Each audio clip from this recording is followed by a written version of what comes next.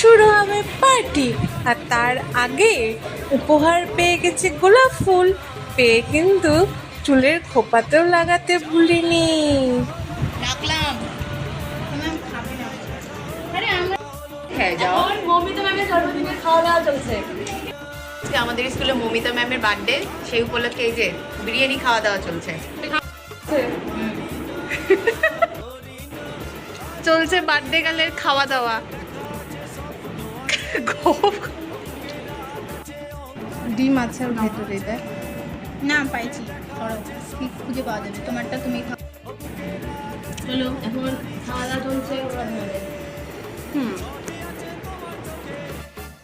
চল আমরা যাচ্ছি তো, সেটা তো চল। দেখ আমার ছাতাটা দেখলাম না।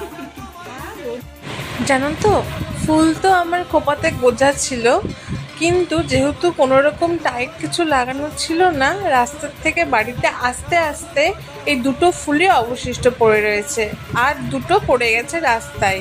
একটা তো তুলেছিলাম, তার মধ্যে দুটো, আর একটা দুটো যে কোথায় গেছে। আর গন্ধটাও নিয়ে নিচ্ছি, কি সুন্দর, এই দেখো।